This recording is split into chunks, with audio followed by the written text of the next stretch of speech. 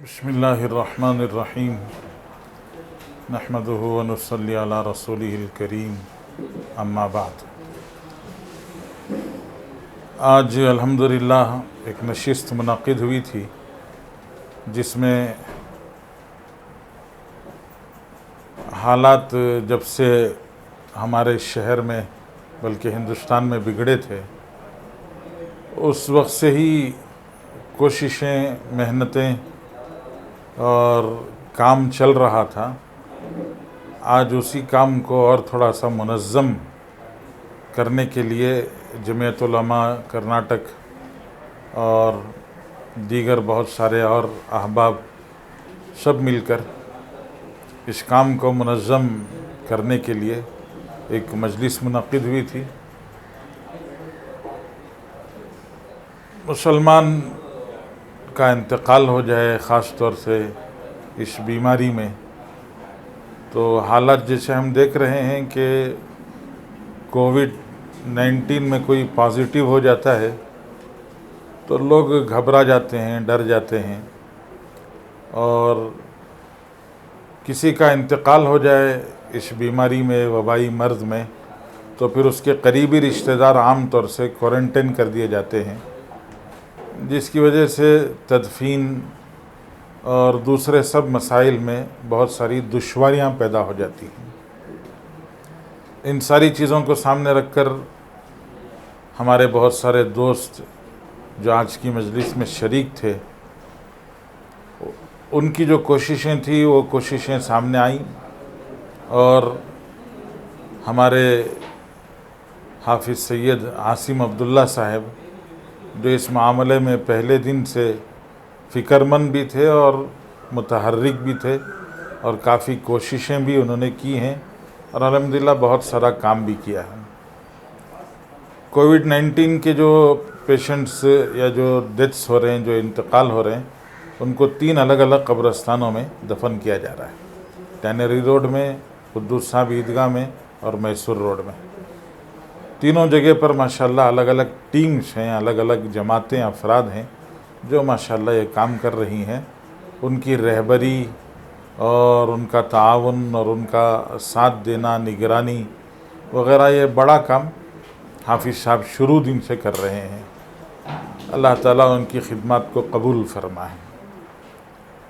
اور اللہ تعالیٰ ایک مسلمان کے آخری سفر کو مکمل فرمائے اور راحت اور اطمینان کے ساتھ میں وہ سفر پورا ہو جائے۔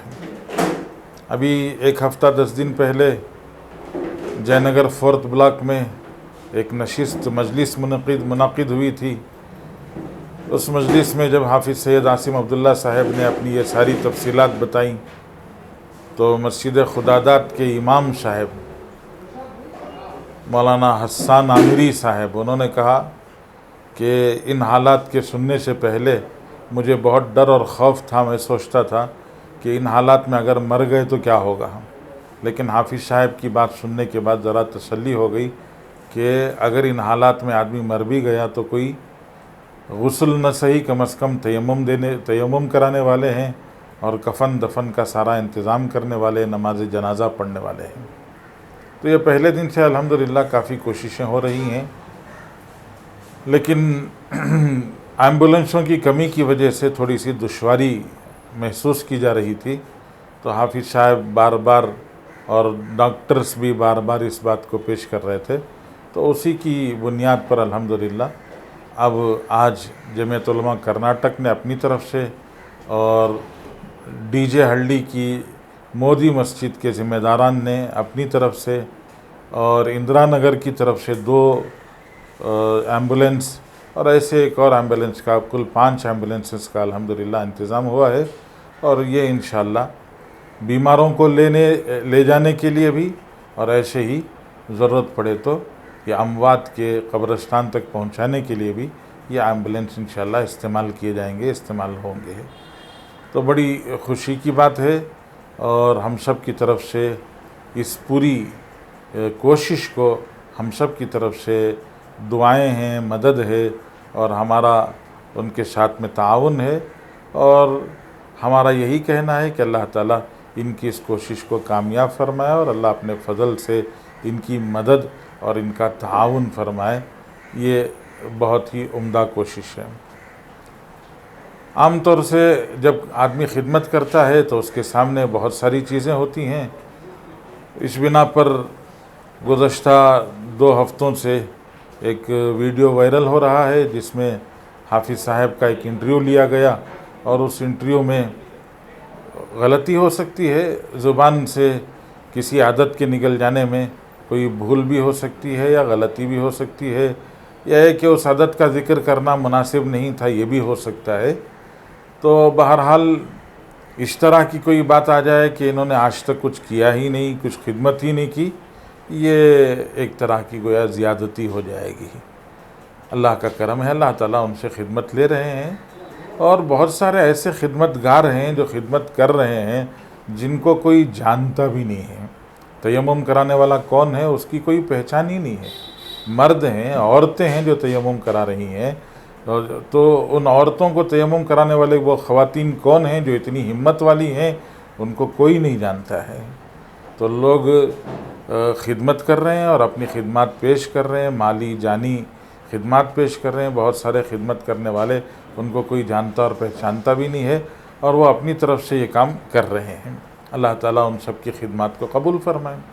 شریعت میں تو چھوٹی سے چھوٹی خدمت کو بھی ایمان کا حصہ بتایا گیا ہے۔ سرکار دو عالم صلی اللہ علیہ وسلم کا ارشاد ہے، اماطۃ الاذی عن الطریق، راستے سے تکلیف دینے والی چیز کو ہٹا دینا بھی بہت بڑا ایمانی عمل ہے۔ اس لیے جو کچھ خدمت اللہ تعالیٰ لے رہے ہیں اس پر حافظ صاحب کو اللہ کا شکریہ بھی ادا کرنا چاہیے، اور ہمیں ان کی قدر بھی کرنا چاہیے۔ اللہ تعالیٰ ہم سب کو توفیق نصیب فرمائے۔ وآخر دعوانا ان الحمد للہ رب العالمین۔